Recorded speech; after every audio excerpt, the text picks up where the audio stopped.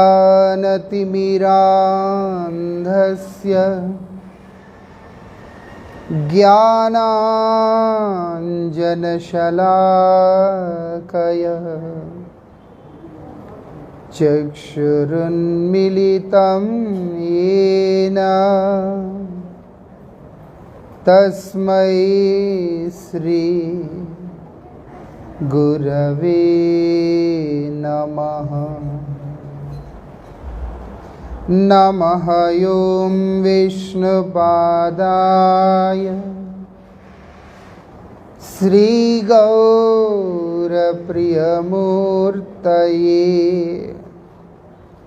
श्रीमते भक्तिवल्लभ तीर्थगोस्वामिने नमः। यतीन्द्रियनमस्तुभ्यं गौरकृष्णप्रियात्मने रूपानुगगतिज्ञाय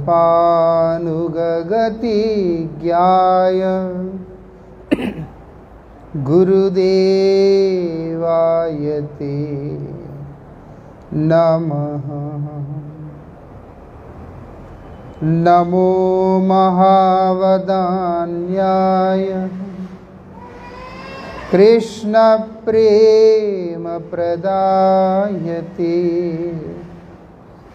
कृष्णाय कृष्णचैतन्य नामिने गौरद्विषे नमः। श्री नृसिंह जय नृसिंह जय जय नृसिंह प्रह्लादेश जय पद्म मुख पद्मभृंग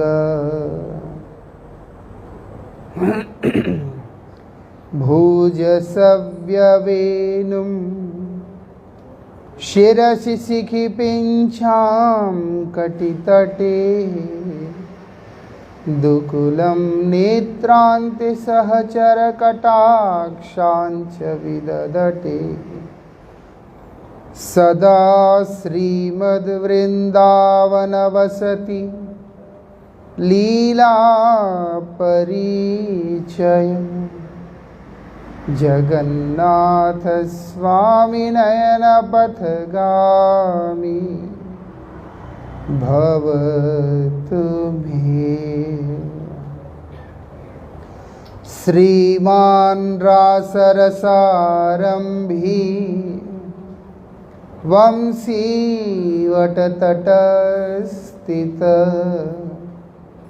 कर्शनवेणुस्वनैर्गोपी गोपीनाथ श्रियस्तु नः। भक्त्या विहीनयपराधलक्ष्ये क्षिप्तास्य कामादितरङ्गमध्ये कृपामयी त्वां शरणं प्रपन्ना वृन्दे नमस्ते चरणारविन्दम्।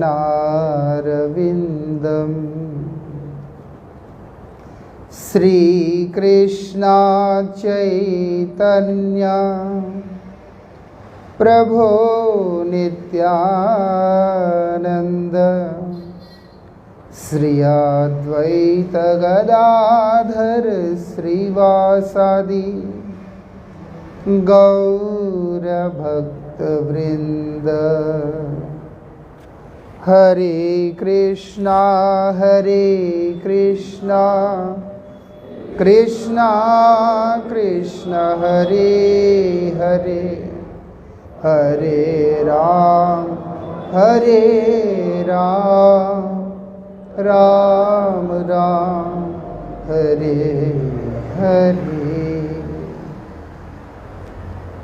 पतित पावन परम करुणामय परम आराध्यतम श्रील गुरुदेव नित्य लीला प्रविष्टोम विष्णुपाद परमहंस परिव्राजकाचार्य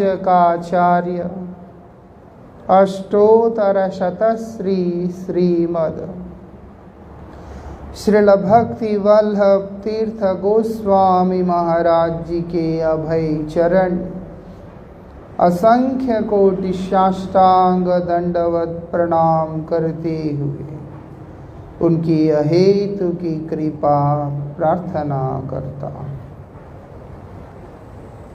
वृंदावन विहारी लाल की हमारा परम सौभाग्य है कि आज हमें श्री जगन्नाथ देव जी के श्री चरणों में बैठकर हरिचर्चा करने का अवसर प्राप्त हो रहा है। ऐसा जगन्नाथ जी की एक अद्भुत विशेषता है कि हमें पूरी ही जाने की जरूरत नहीं है। जहाँ पर जगन्नाथ जी का छवि है, जहाँ जगन्नाथ जी का विग्रह है, जगन्नाथ वहीं पे है। ऐसा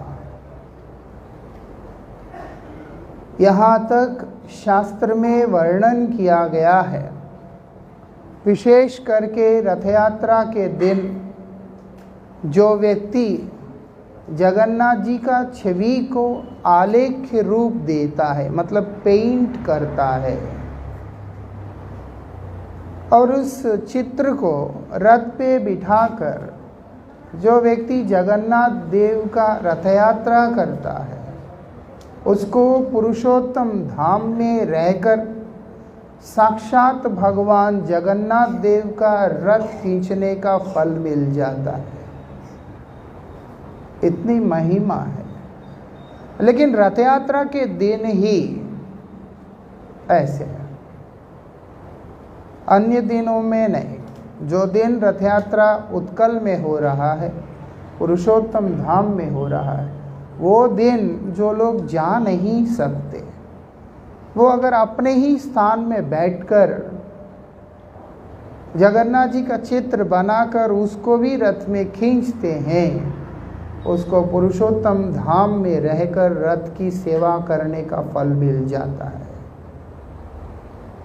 सबसे आसान सेवा अगर है वो भगवान जगन्नाथ जी का ही सेवा है, क्योंकि जगन्नाथ परम दयालु है। कौन है जगन्नाथ? वो कोई अवतार है? बोलते बिल्कुल नहीं। जगन्नाथ साक्षात कृष्ण है। स्वयं भगवान श्री कृष्ण व्रज भाव में, जब व्रज प्रेम में विगलित हो गए हैं, वो विगलित स्वरूप ही जगन्नाथ जी का स्वरूप है। ऐसा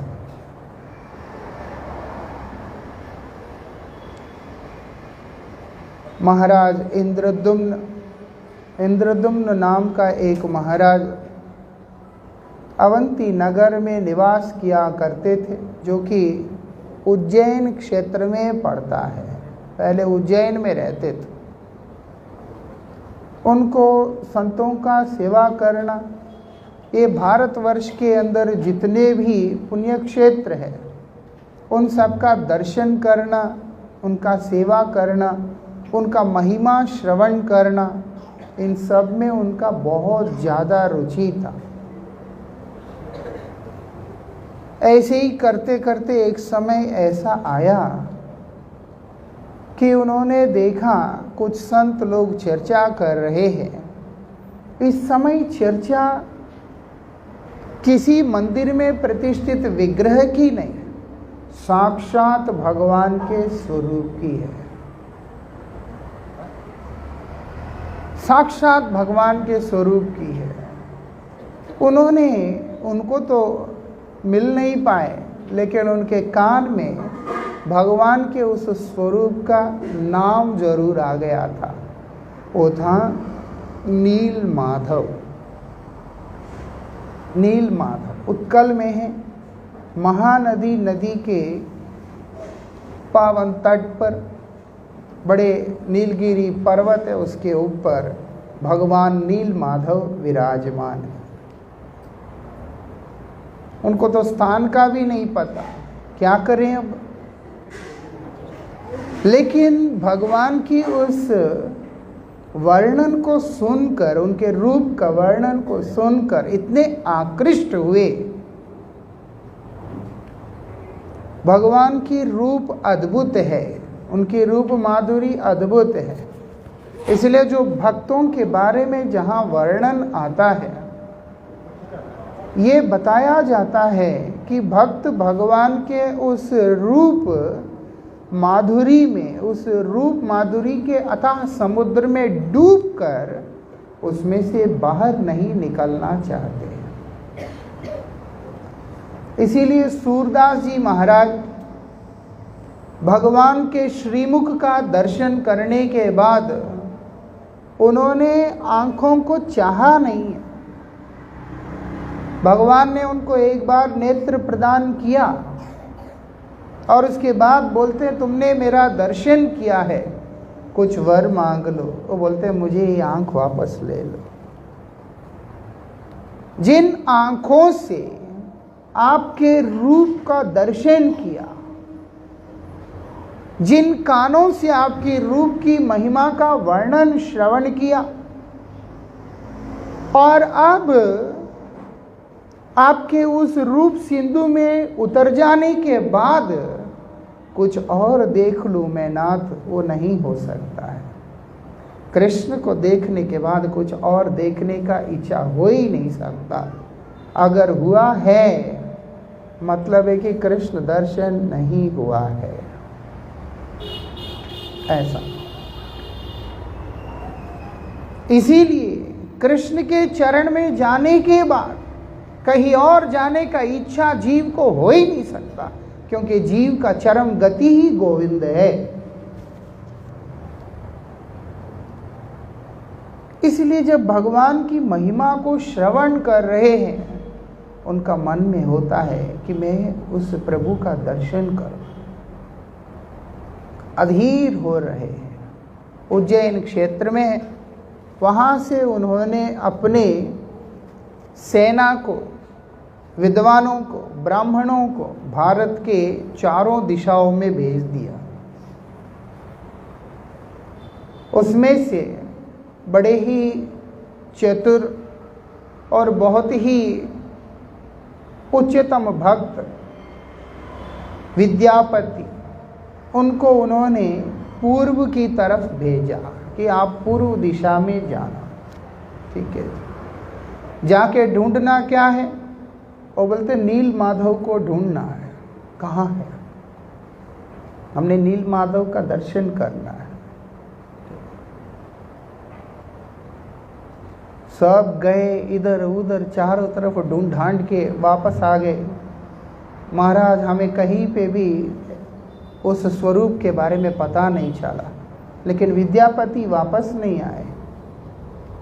जब वापस नहीं आए, उनकी प्रतीक्षा करते, और ये घूमते घूमते घूमते वही उत्कल के अंदर उस महानदी के तट पे उस स्थान पर जाके पहुँचे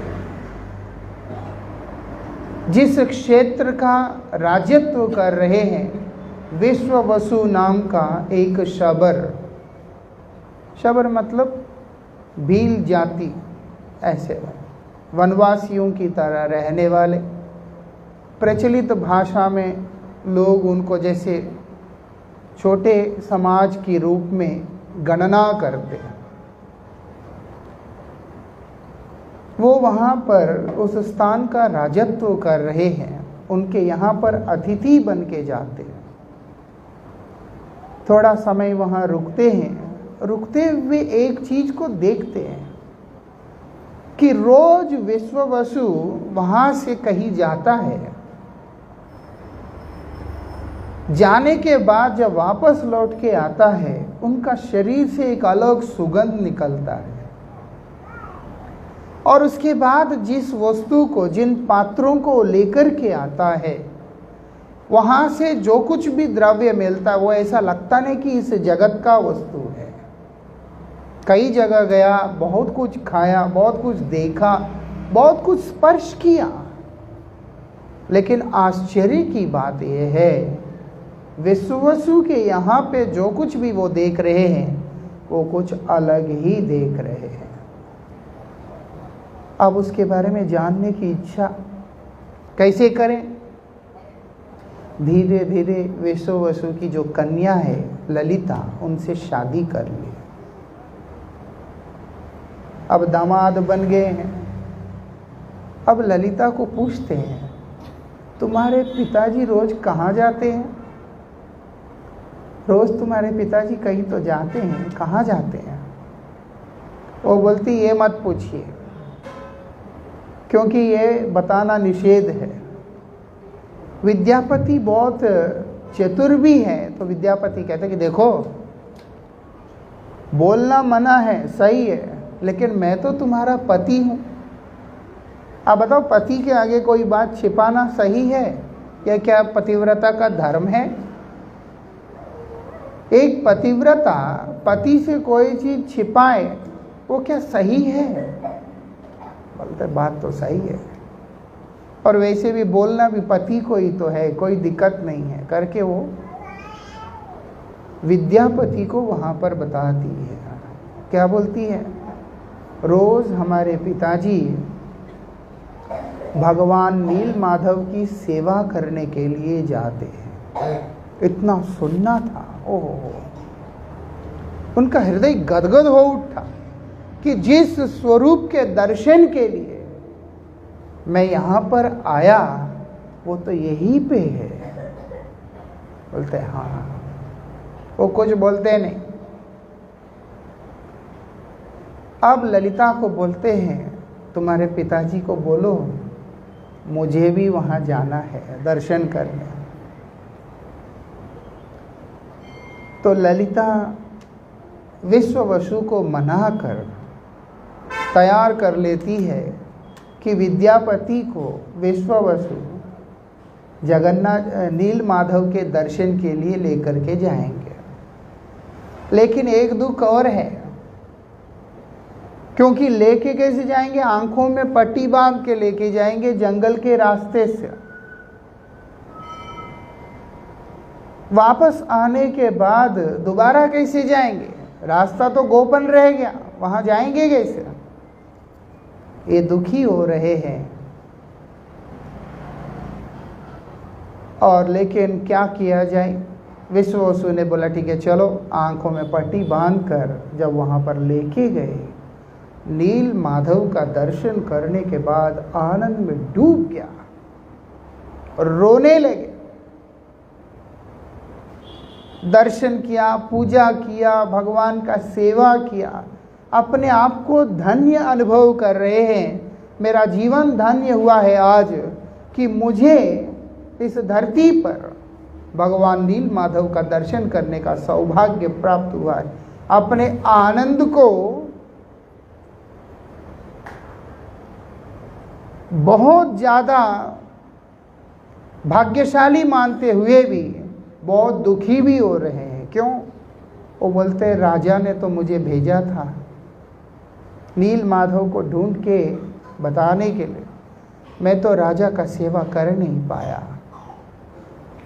और दूसरा, क्योंकि मेरी आंख बंद है, मैं अब दोबारा जाकर के दर्शन कैसे करूँगा? उदास होके बैठे हैं। तो ललिता पूछती क्या हुआ? बोलते ऐसे ऐसा बात हो गया है, मैं तो राजद्रोही हूँ। बोलता आप चिंता ना करें, मैंने आपके दोनों ही जेब में सरसों भर दिया था और छेद भी कर दिया,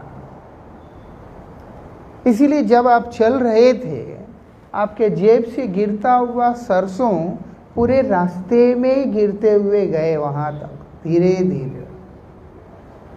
आप प्रतीक्षा करें, जैसे ही वर्षा ऋतु आ जाएगा, बारिश का बूंद वहां गिरते ही वो सरसों के जो बीज गिरे हैं वहां से अंकुर फूटेगा और आपके सरसों का वो जो पौधे हैं वही आपको आगे का मार्गदर्शन करेगा। आप निश्चिंत रहे। बड़ा खुश हुआ और क्या करता है, ललिता को से विदाई लेकर वो वापस यहाँ पे आ जाता है अवंती नगरी में। आके इंद्रदुम्न महाराज से कहता है कि महाराज हो गया नीलमाधव का दर्शन। बोलते हो गया। अब इंद्रदुम्न महाराज वहाँ निकलते हैं, किस लिए? नीलमाधव का दर्शन कर। जब वहाँ जाके पहुँचते हैं, वहाँ उनको नीलमाधव दिखाई देता नहीं।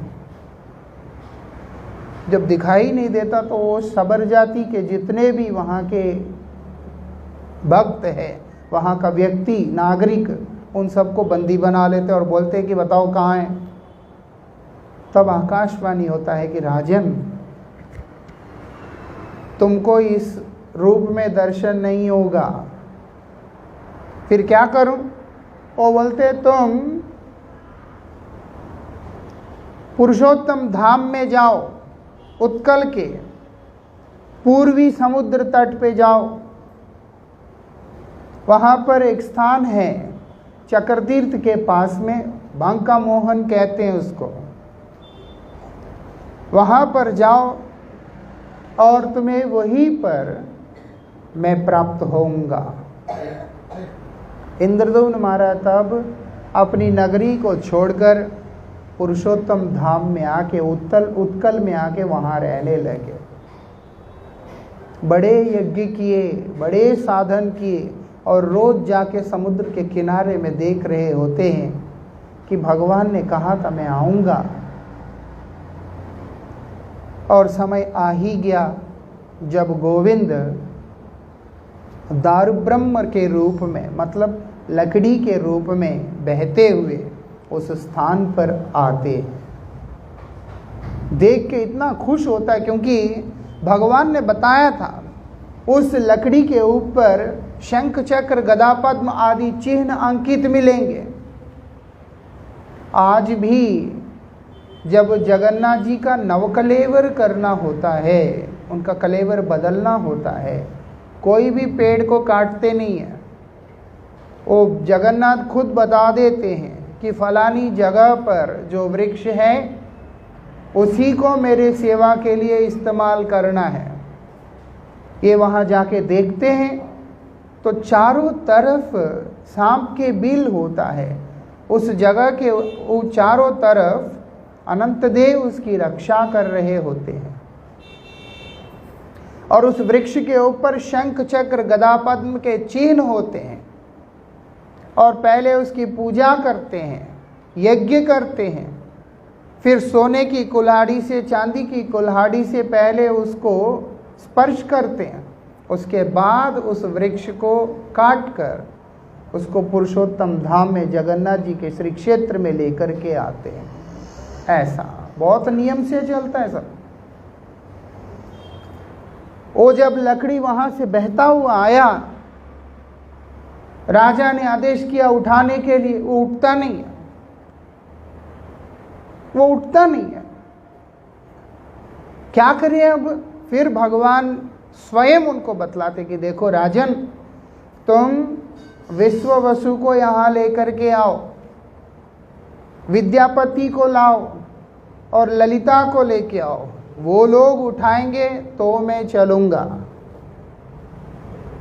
तीनों को बुलाते हैं और बोलते मेरे लिए सोने का रथ मंगवाना। सोने के रथ के ऊपर उनको बिठाकर लेकर के जाते हैं। ऐसा वहां पर लेकर के जाते। ले जाने के बाद कौन बनाएगा? हमारे आचार्य कहते हैं, शास्त्र बतलाते स्वयं जगन्नाथ ही वृद्ध ब्राह्मण के रूप में आकर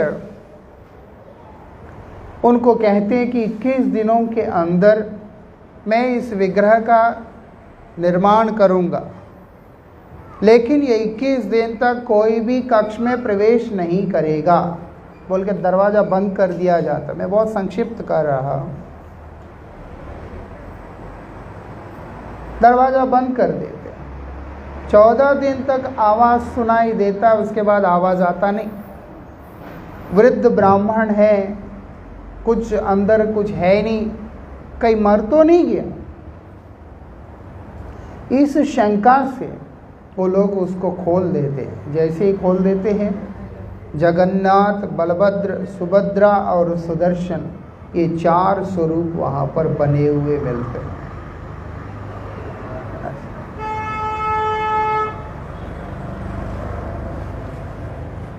ये चारों स्वरूप वहाँ पर बने हुए मिलते। आज तक जो भी विग्रह को देखा, उसका स्वरूप अलग तरीका से होता है। ये जो विग्रह देख रहे हैं, इसका स्वरूप बड़ा विचित्र है। हाथ सिकुड़ गए हैं, अंदर चले गए हैं, धड़ ही है, चरण नहीं, और मुख इतना बड़ा हो गया, आंख इतने बड़े बड़े हो गए। बोलते ये क्या रूप है? इस तरह का रूप तो कभी देखा नहीं। ये भगवान का रूप है भी कि नहीं? अधूरा तो नहीं रह गया सब कुछ। हाय हमने ये क्या किया करके अब राजा विलाप कर रहे हैं। जब राजा विलाप करते हैं तब जगन्नाथ उनको आकाशवाणी में बतलाते हैं कि देखो, कलयुग के अंदर जीवों के ऊपर कृपा करने के लिए मैं इसी रूप में रहूँगा। ये लेकिन कलयुग की बात नहीं है, ये तो सतयुग की बात है। मैं इस जगत के जीवों के ऊपर कृपा करते हुए इसी रूप में रहूँगा। ये मेरा अपना इच्छा से ये रूप प्रकट हुआ है। भगवान की इच्छा से इसी रूप प्रकट होता है। इतनी विचित्र रूप क्यों?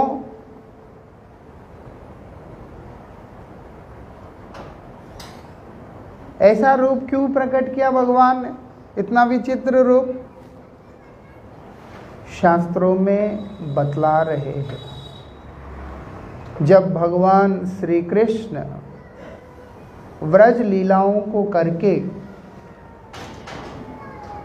अक्रूर जी के कहने पर वसुदेव महाराज का उद्धार करने के लिए, क्योंकि वसुदेव महाराज को कंस ने कारागार में बंदी बना करके रखा था।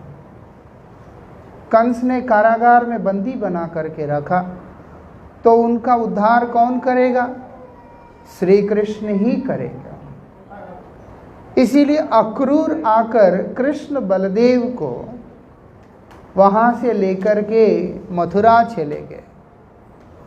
उस समय कर्तव्य बुद्धि से श्री कृष्ण ने व्रजधाम से निकलकर मथुरा गमन किया, कंस का वध किया, देवकी वसुदेव का उद्धार किया, और उसके बाद मथुरा में उग्रसेन का राजत्व स्थापना हुआ।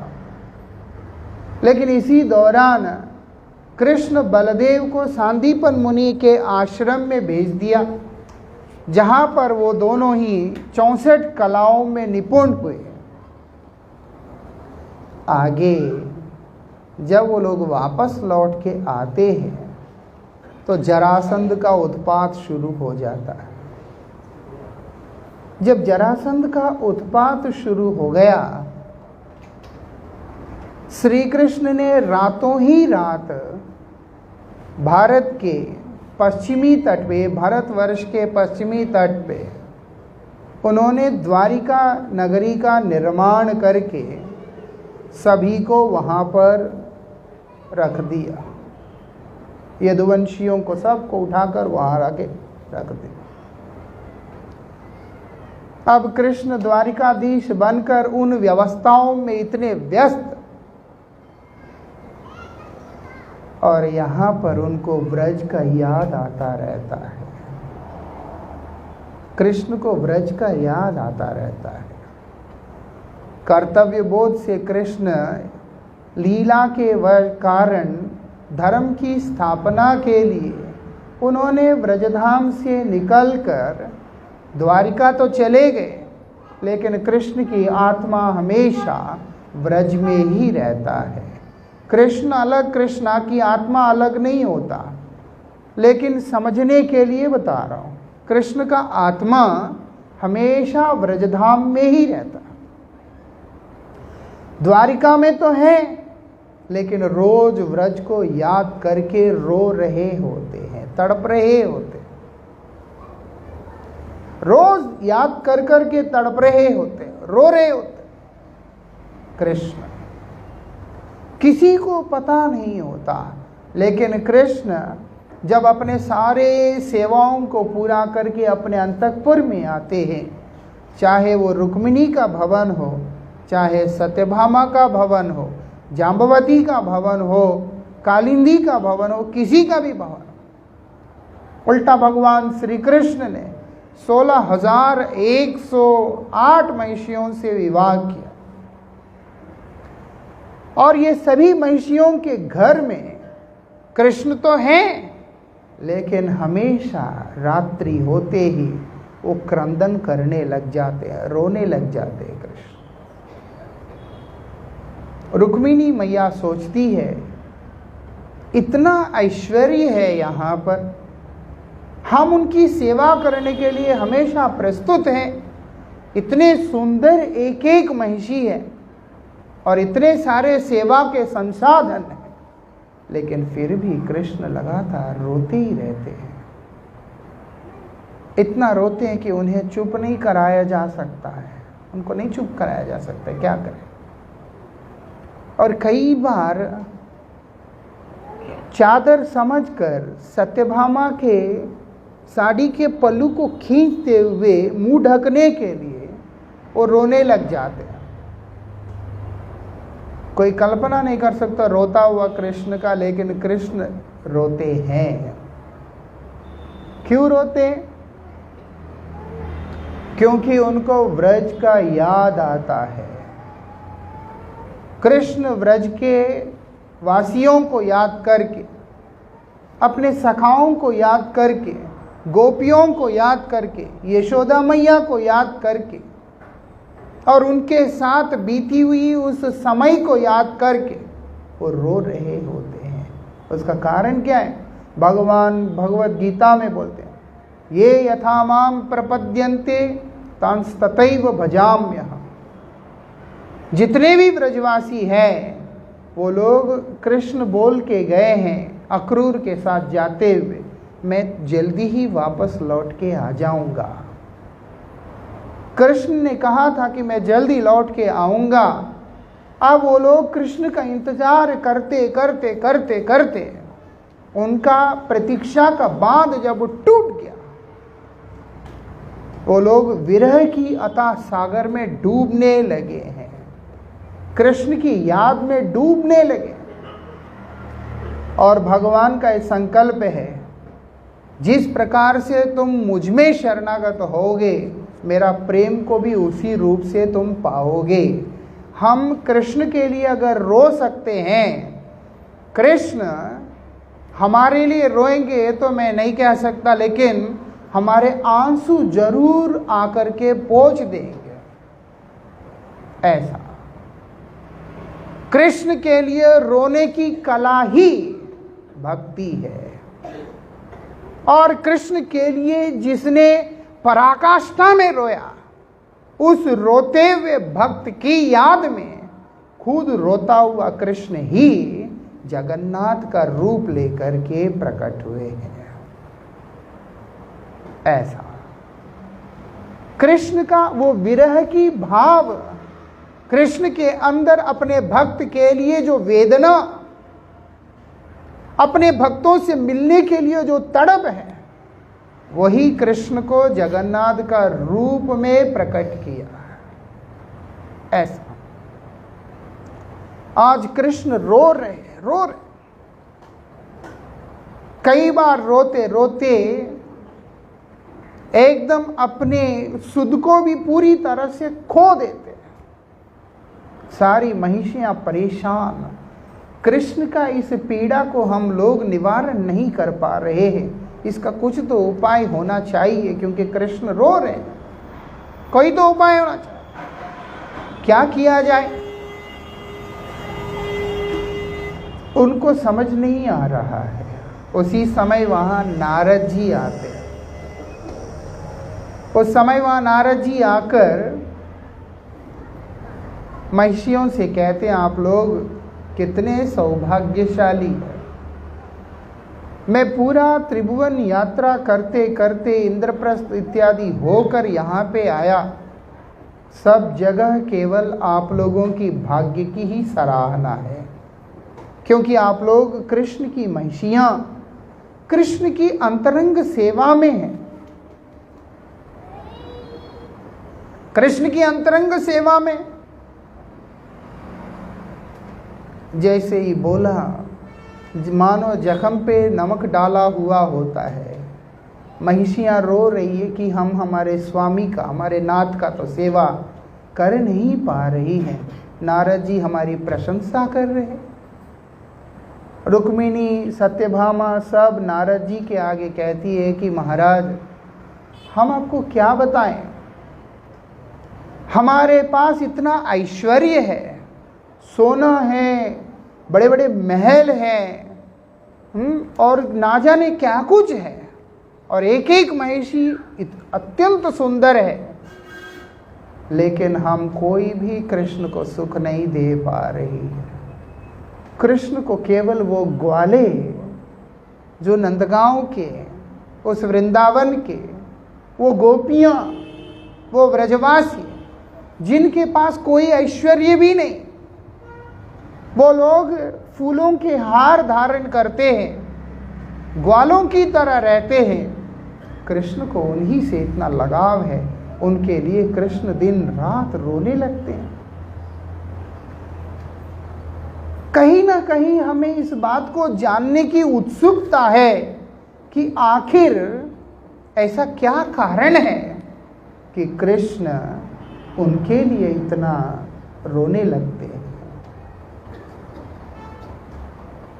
कौन बताएगा ये? तब उनके दिमाग में आता है, यहाँ पर है रोहिणी मैया, वसुदेव महाराज की पत्नी रोहिणी मैया व्रज में ही है, वो व्रज में है, और हमें रोहिणी मैया से पूछना चाहिए। ठीक है, सब मिलकर रोहिणी मैया से कहते हैं कि आप ही हम लोगों को इसका कारण बतलाइए। ऐसा क्या कारण है? ऐसा क्या कारण है कि जिसके चलते कृष्ण हम सब सेवा करने के लिए तत्पर और प्रस्तुत रहने के बाद भी हमसे इतना बंधे हुए नहीं है? तो रोहिणी मैया कहती कि देखो, मैं बोल तो दूंगी, लेकिन कृष्ण बलदेव को यहाँ नहीं आना चाहिए, याद रखना, कृष्ण बलदेव यहाँ नहीं आना चाहिए। तो क्या करें? बोलते सुभद्रा को रखो वहां पर, द्वार पे सुभद्रा को रखो। सुभद्रा मैया को द्वार के ऊपर रखा ताकि कृष्ण बलदेव को वही रोके। अब यहाँ पर रोहिणी मैया जैसे ही याद करती है कृष्ण लीला को, वो समाधिस्थ हो जाती है। और होने के बाद किस प्रकार से श्री कृष्ण वृंदावन में आए, किस प्रकार से कृष्ण ने वहाँ पर ग्वालों के यहाँ पर माखन इत्यादि का तस्करण किया, किस प्रकार से गोपियों के हृदय को हरण किया, किस प्रकार से व्रज के अंदर विभिन्न असुरों का संहार किया और किस प्रकार से यशोदा मैया उनका लालन करती है। एक एक चीज जैसे जैसे वो बता रही है, आहा, ये श्रवण में ही इतना आनंद है। श्रवण मंगलम, परम मंगलमयी वार्ता, कृष्ण कथामृत। वहां पर जब स्वयं दर्शन करके साक्षात रूप से रोहिणी मैया वर्णन कर रही है, उसको सुनने के बाद सभी समाधि की ओर जाने लगे। द्वार पे खड़ी हुई सुभद्रा मैया वो समाधि में जा रही है, और यहाँ पर बैठी हुई सारी महिषियां ये समाधि पे जा रही है। सबके सब समाधिस्थ हो रहे, सबके सब। और धीरे धीरे धीरे जब श्रीमती राधिका के भावों के बारे में वहां पर वर्णन करना आरंभ किया, राधा रानी का कितना अद्भुत भाव है कि कृष्ण के प्रति राधा रानी का किस तरह का समर्पण है। ये जैसे जैसे वहां पर रोहिणी मैया वर्णन कर रही है कि एक समय यहां तक आता है कि कृष्ण सम्मुख में है, सामने कृष्ण है, लेकिन कृष्ण की विरह की आशंका का भाव जो हृदय में प्रकट हुआ, उसी से विभोर होकर के श्रीमती राधिका क्रंदन करने लग जाती है। कृष्ण सामने खड़े हैं, बैठे हुए वहां पर, साथ बैठे हुए कृष्ण, लेकिन एक ऐसी अवस्था जहां पर, एक ऐसा भाव जहां पर ये लगने लगता है कि अभी कृष्ण मुझे छोड़ करके चले गए, मैं तो कृष्णहीन हो गई। ये सारी भावों को जब वहां पर वर्णन कर रही है, एक ऐसी अवस्था का वर्णन करती है जहां पर कृष्ण के बिना श्रीमती राधिका मूर्छित होकर गिर जाती है, और उस मूर्छा के अंदर वो जीवित है कि नहीं, इस चीज को देखने के लिए, इस चीज को थोड़ा और घुमा देना है। नहीं, इस तरफ घुमा देना हल्का।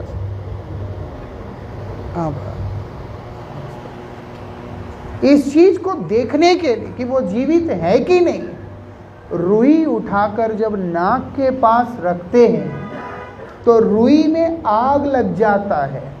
नाक से निकलने वाले वो गर्म सांसों से उस रुई को आग लग जाता है।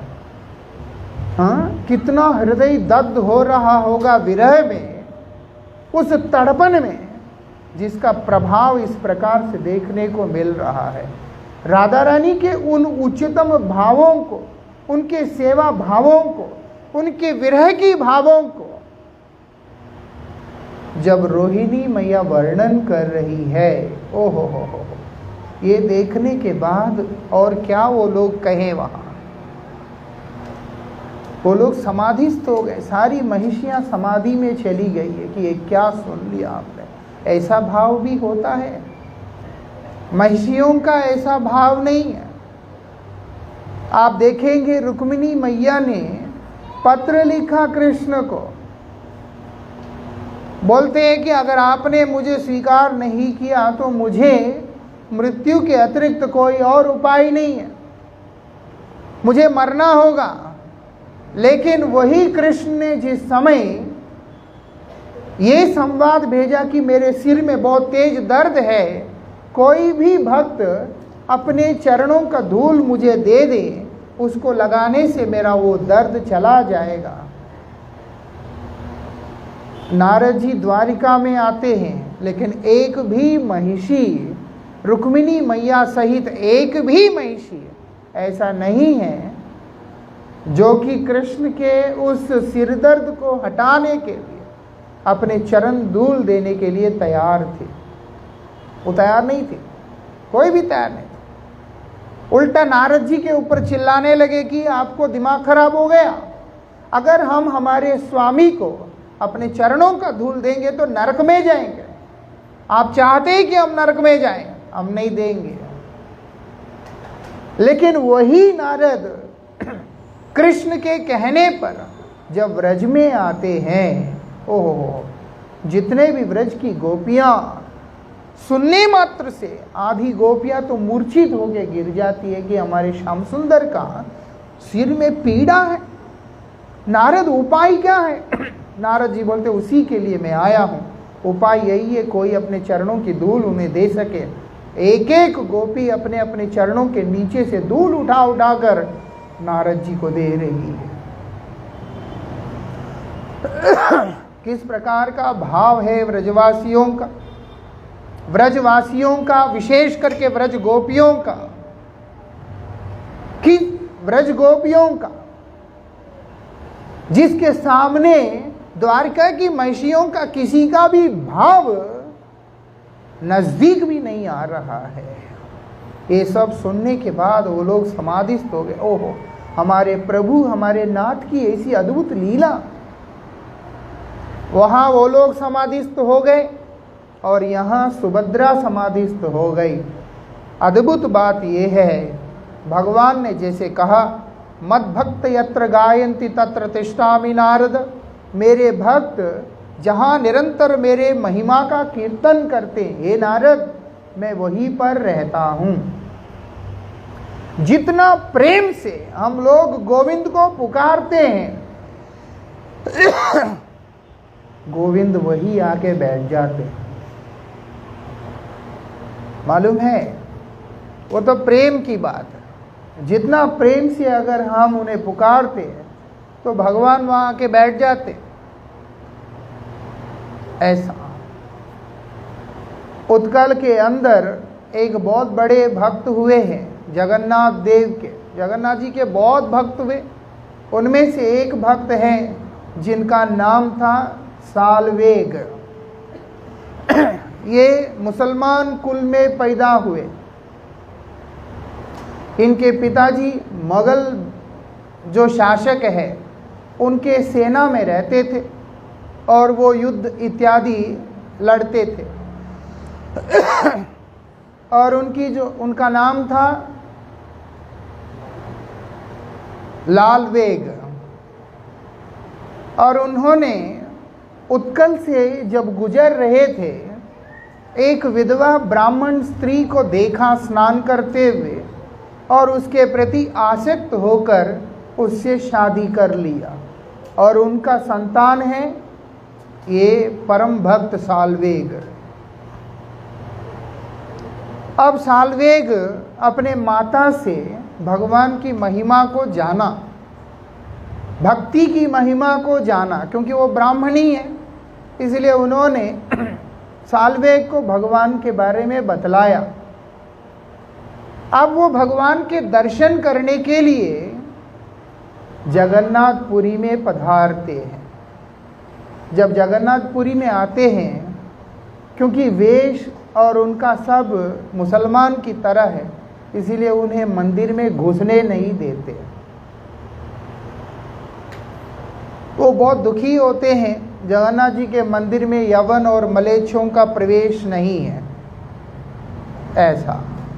और ये बात होना भी चाहिए। वैसे देखा जाए तो हर जगह यवन और मलेच्छों का प्रवेश वर्जित ही होना चाहिए, देखा जाए तो।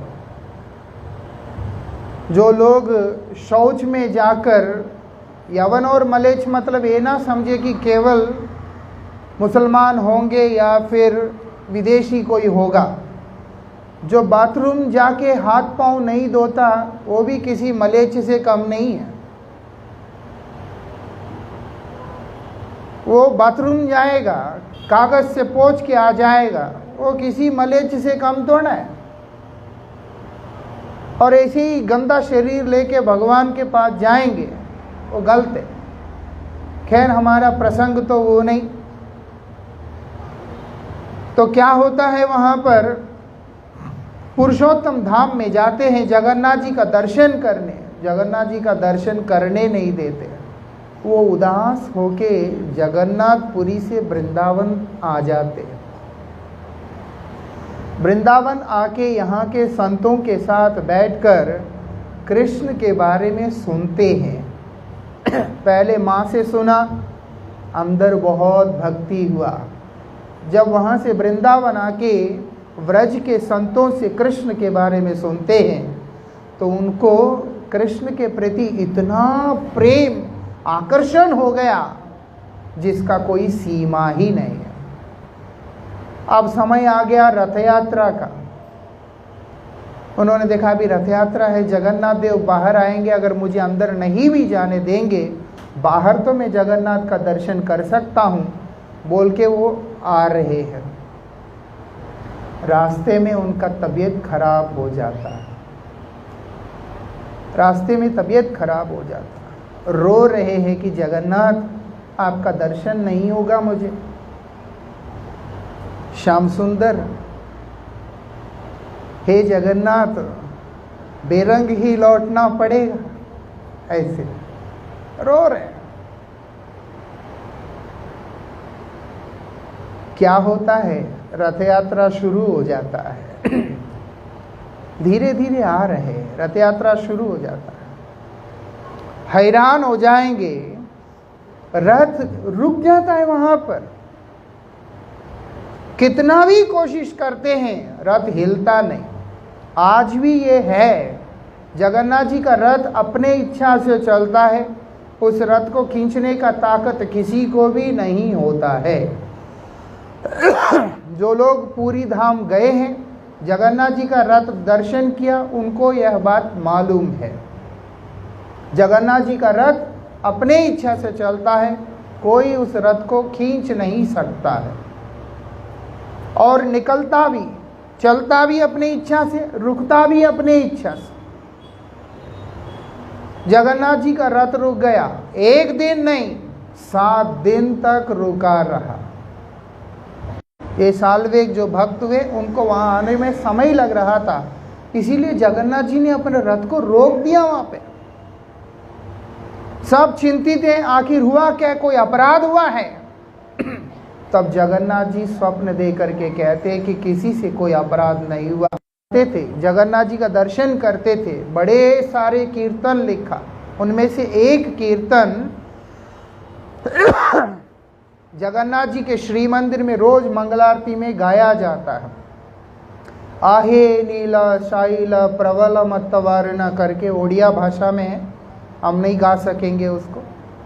वो रोज जगन्नाथ जी के श्री मंदिर में उनके मंगलारती में उसको गाकर जगन्नाथ जी को सुनाया जाता है। मद भक्त यत्र गायन्ति, मेरे भक्त जहां पर गान करते हैं, कीर्तन करते हैं, तत्र तिष्ठामि। भगवान ये नहीं देखते कि वो कौन से कुल में आए, कौन से जाति में आए, कौन से वर्ण में आए, कौन से समाज में आए, कौन सी सभ्यता में आए। कहीं का भी हो सकता है, अगर उसके अंदर भगवान के प्रति भक्ति है, और वो भक्ति ऐसा है कि जो कि भगवान को हिला सकता है, तो भगवान आके वहां बैठ जाते हैं। तत्र तिष्ठामि, वहां के बैठ जाते हैं। ऐसा आज रोहिणी मैया गा रही है, साल्वेग जी जो गा रहे हैं, उसी के लिए जगन्नाथ वहां पर 7 दिन रुक गए हैं।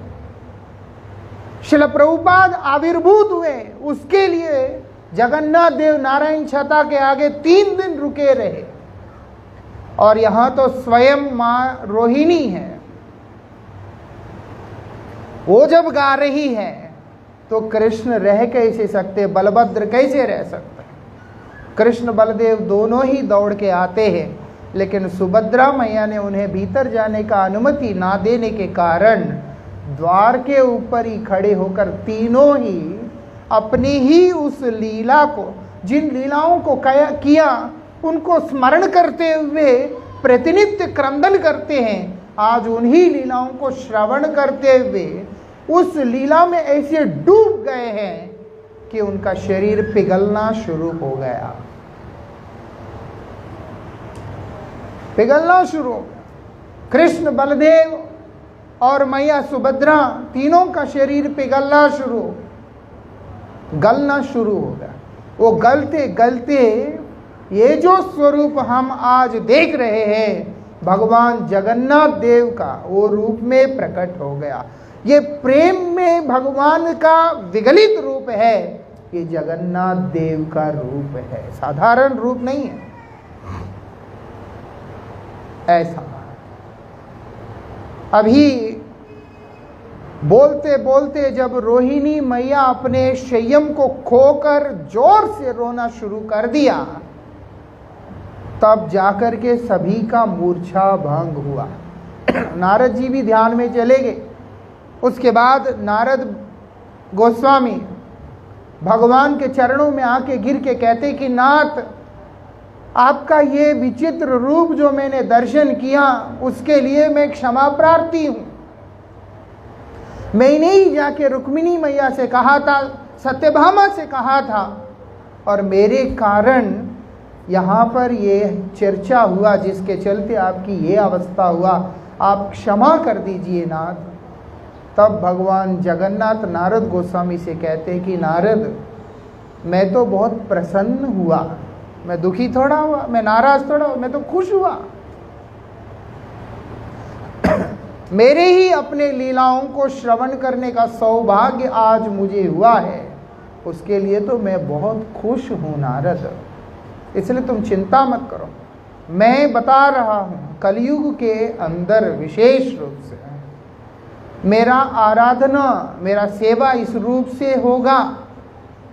मैं इस संसार के अंदर धरती पे जगन्नाथ के नाम से उत्कल भूमि में प्रकट होऊंगा इसी रूप में। और आज वो समय आ ही गया, इंद्रदुम्न महाराज के राज्य में भगवान जगन्नाथ का वो रूप प्रकट हो गया। बिल्कुल भगवान बोलते हैं इंद्रदुम्न महाराज को तुम चिंता मत करना।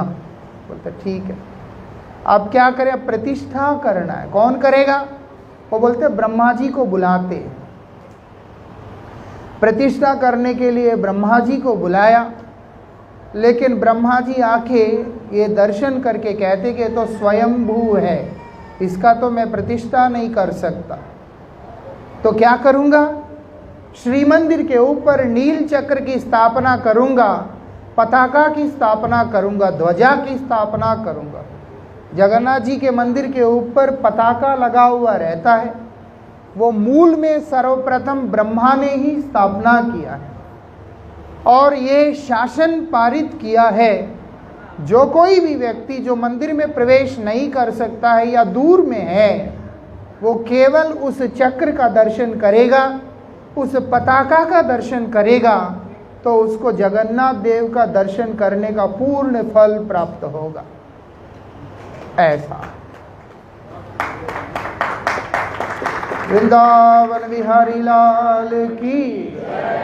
ऐसे स्नान यात्रा के दिन, स्नान पूर्णिमा के दिन जगन्नाथ जी का महाभिषेक करके जगन्नाथ देव को वहाँ पर विराजमान किया गया है।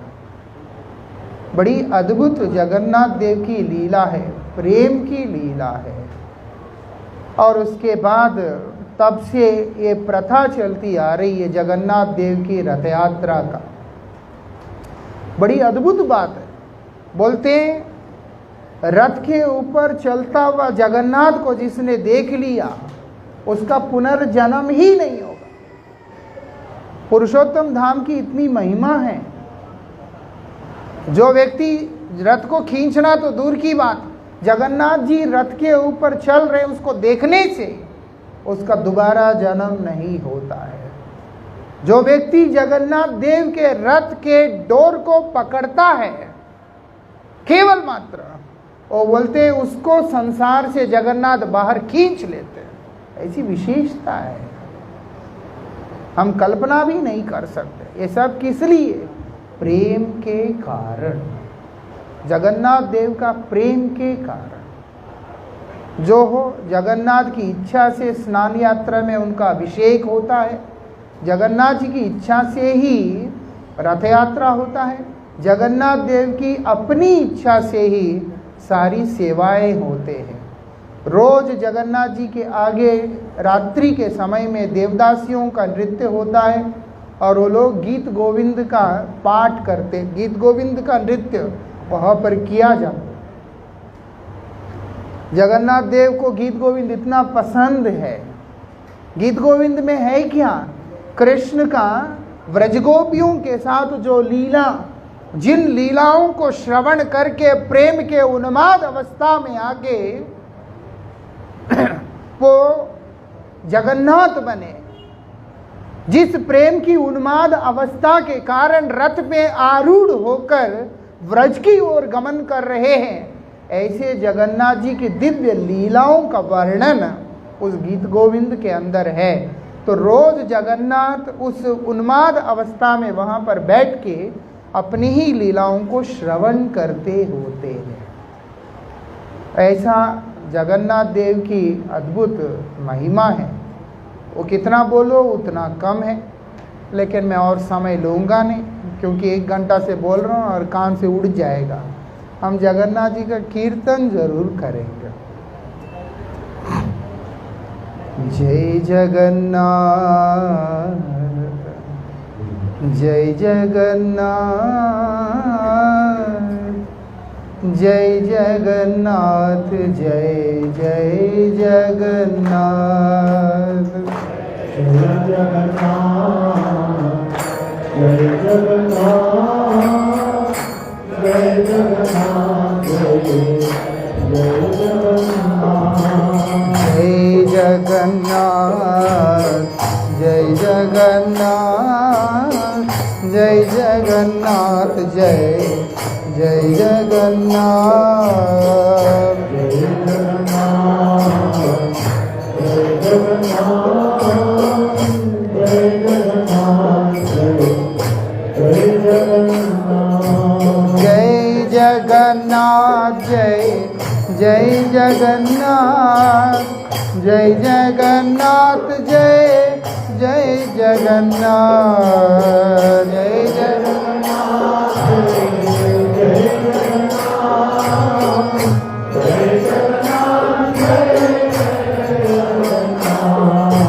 जय बलदेव, जय बलदेव, जय बलदेव, जय जय बलदेव,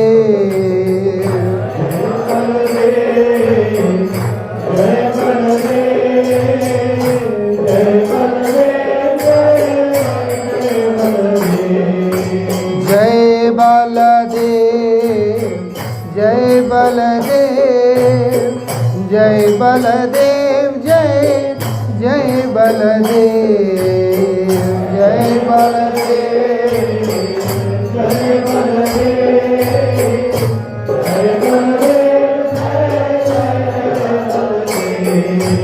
जय सुभद्रा, जय जय सुभद्रा, जय सुभद्रा, जय जय सुभद्रा,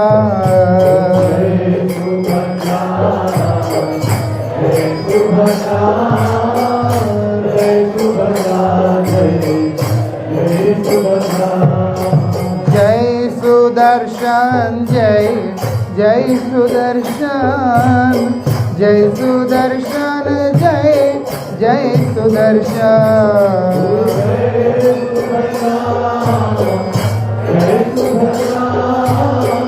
जय सुदर्शन, जय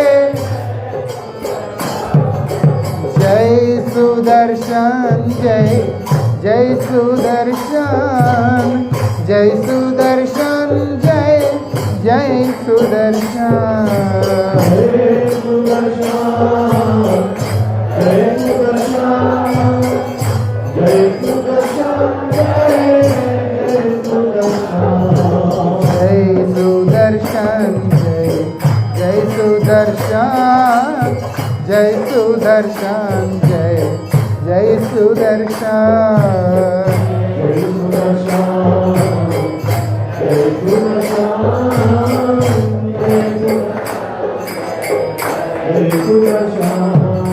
जगन्नाथ स्वामी नयन पथगामी, नयन पथगामी, भवतु मे।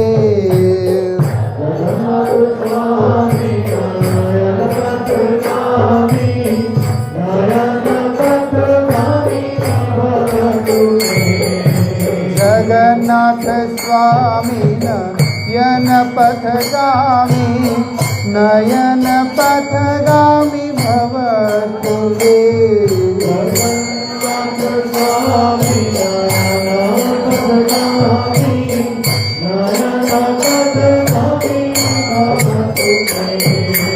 जगन्नाथ स्वामी नयन पथगामी, नयन पथगामी भवतु मे।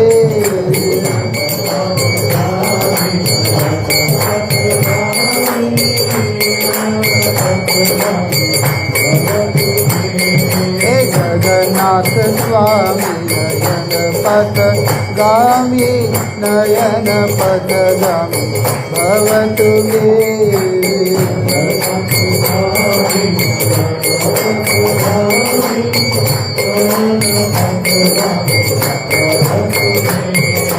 जगन्नाथ स्वामी नयन पथगामी, नयन पथगामी भवतु मे।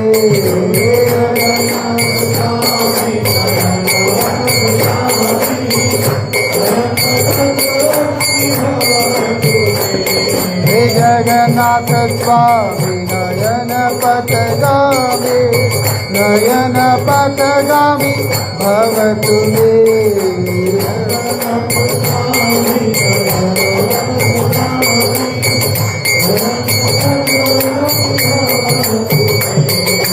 जय जगन्नाथ जय जगन्नाथ, जय जगन्नाथ जय जगन्नाथ।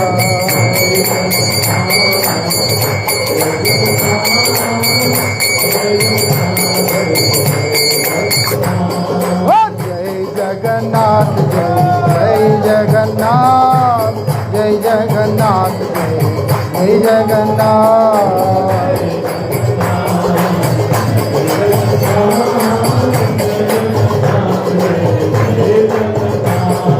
जय बलदेव जय जय बलदेव, जय बलदेव जय बलदेव, जय जय बलदेव।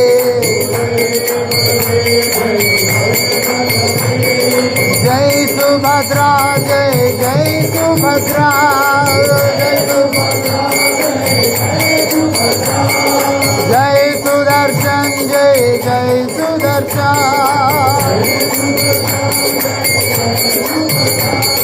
जय बलदेव जय जय बलदेव, जय बलदेव जय सुभद्रा जय जय सुभद्रा।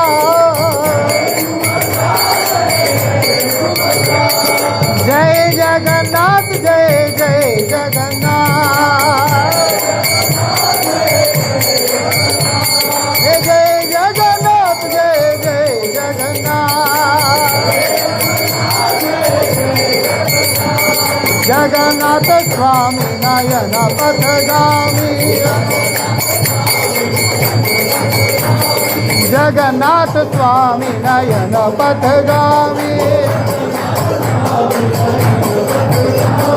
नयन पथगामी भवतु मे।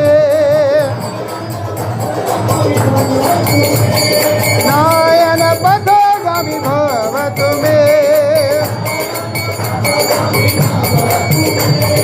नयन पथगामी भवतु मे।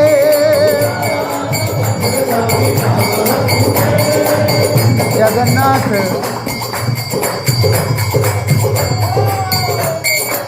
जगन्नाथ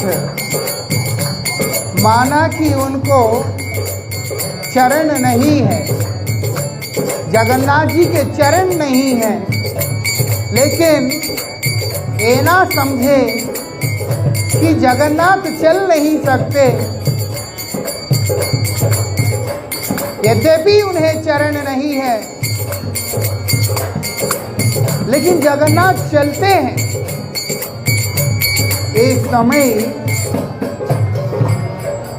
एक समय क्या हो गया, एक भक्त जगन्नाथ जी की महिमा को कीर्तन कर रही है। एक मालिन खेत में जगन्नाथ जी की महिमा को कीर्तन कर रही है। जगन्नाथ जी ने सुन लिया, मंदिर छोड़ के चले गए। अब जब पुजारी ने जब भोग लगाना है, वहाँ का ऐसा व्यवस्था है, हाथ में जल लेकर उसमें वो लोग जगन्नाथ देव का छवि को देखते हैं। अगर जगन्नाथ जी पानी में दिखाई देते हैं मतलब वो भोग स्वीकार करेंगे, और अगर नहीं दिखाई देते हैं मतलब है कि वो स्वीकार नहीं करें। अब जगन्नाथ जी को भोग लगाना है, पुजारी ने घंटी बजाया, आवाहन किया। जल्दीबाजी में जगन्नाथ जी जब वहाँ से मंदिर में वापस आ रहे हैं तो उनका कपड़ा कांटे में फंसकर फट जाता है। जगन्नाथ जी के 36 प्रकार के सेवक हैं, लेकिन उसमें 2 भी नहीं है। नाई भी है, जगन्नाथ जी का शेविंग होता है। बुधवार के दिन जगन्नाथ जी को शेव करते हैं। जगन्नाथ जी के अपने डॉक्टर है, जगन्नाथ जी के अपने सब है, यहाँ तक कि नाई भी है, लेकिन 2 भी नहीं है, क्योंकि जगन्नाथ जी एक कपड़े को 2 बार नहीं पहनते, एक ही बार पहनते हैं। ऐसा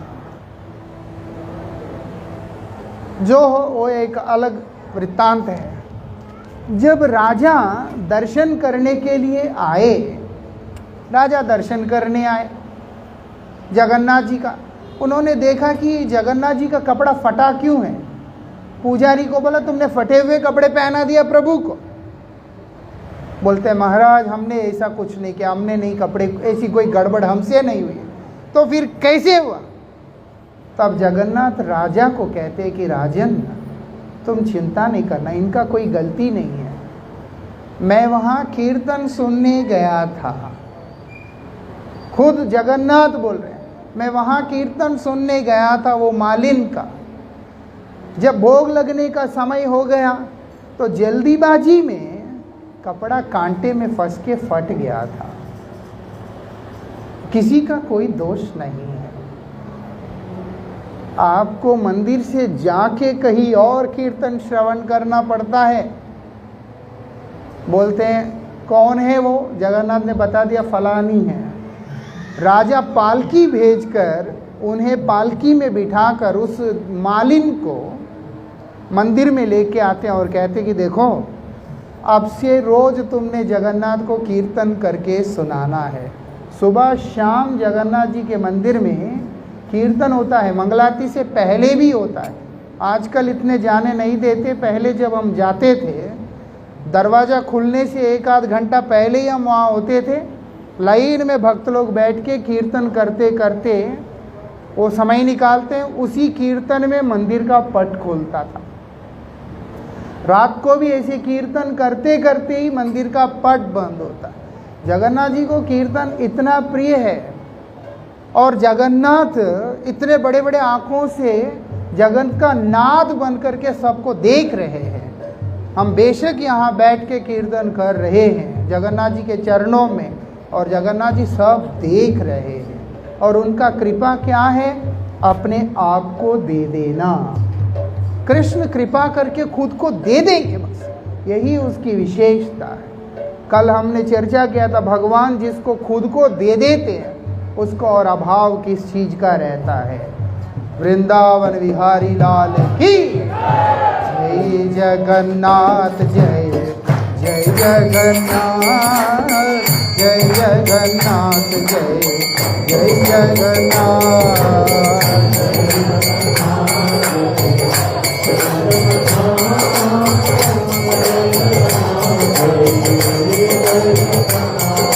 जय जगन्नाथ, जय जय जगन्नाथ,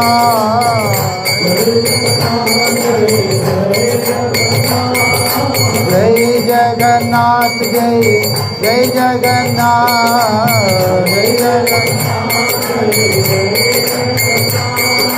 जय बालादेव, जय जय बालादेव,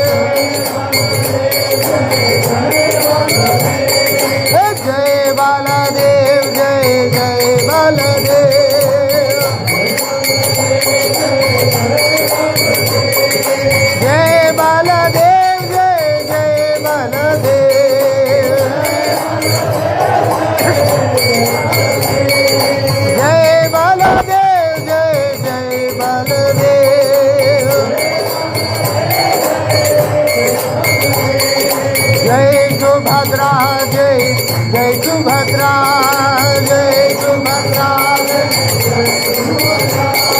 जय सुभद्रा जय जय सुभद्रा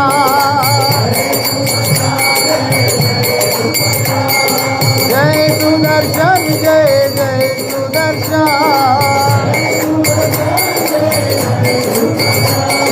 हरे कृष्णा कृष्णा कृष्णा हरे हरे हरे राम राम राम हरे हरे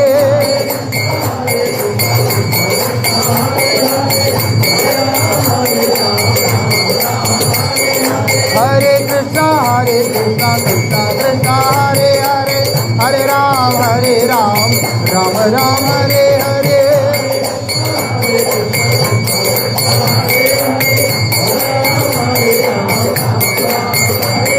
हरे कृष्णा कृष्णा कृष्णा हरे हरे हरे राम राम राम हरे हरे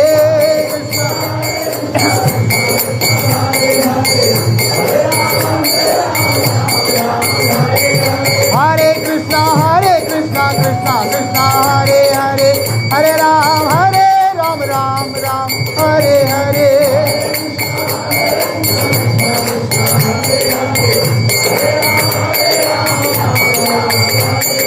हरे कृष्णा कृष्णा कृष्णा हरे हरे हरे राम राम राम हरे हरे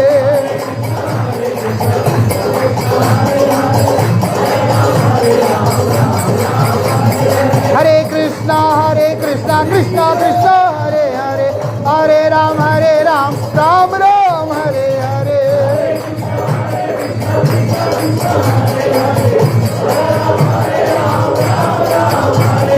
हरे कृष्णा कृष्णा कृष्णा हरे हरे हरे राम राम राम हरे हरे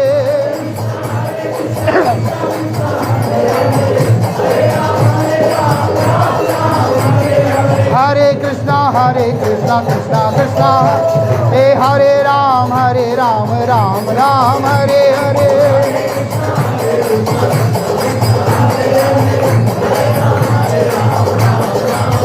हरे कृष्णा कृष्णा कृष्णा हरे हरे हरे राम राम राम हरे हरे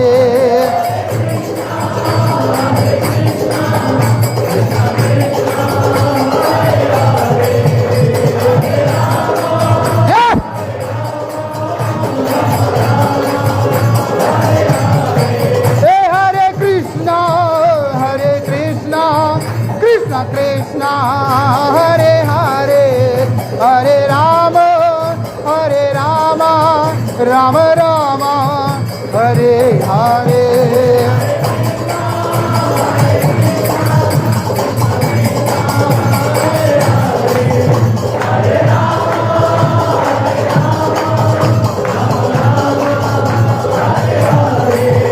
हरे कृष्णा कृष्णा कृष्णा हरे हरे हरे राम राम राम हरे हरे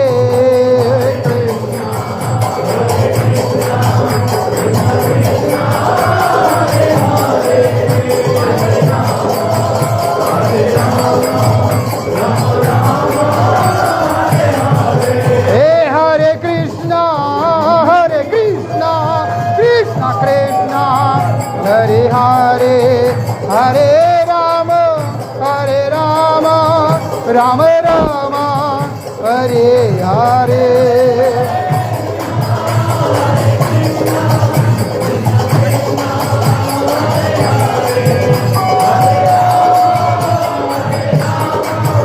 राम राम गौर हरि बोल हरि बोल हरि बोल हरि बोल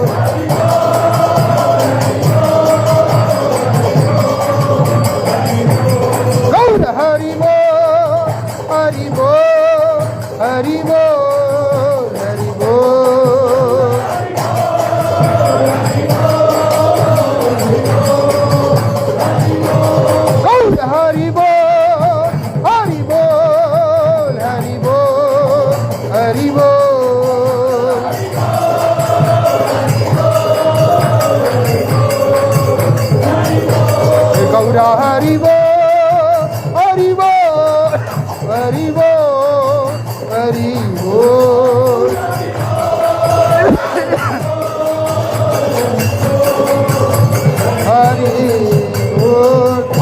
वृंदावन बिहारी लाल की। जगन्नाथ जी के सामने जब भी आए एक ही प्रार्थना लेकर के आए। वो बताया, न वै याचे राज्यम न च कनकमाणिक्य विभवम नायाचे अहम रम्याम सकल जनकाम्याम वरवधु। मुझे ये सब कुछ भी नहीं चाहिए। और यकीन मानिएगा, आप भजन कीजिए या मत कीजिए, जो आपके भाग्य में है वो आपको मिलके ही रहेगा। और जो नहीं है, जो मर्जी पापड़ बेल लीजिएगा, वो नहीं मिलता है। अगर भगवान देना चाहते हैं तो मिलेगा, इतनी सी बात है।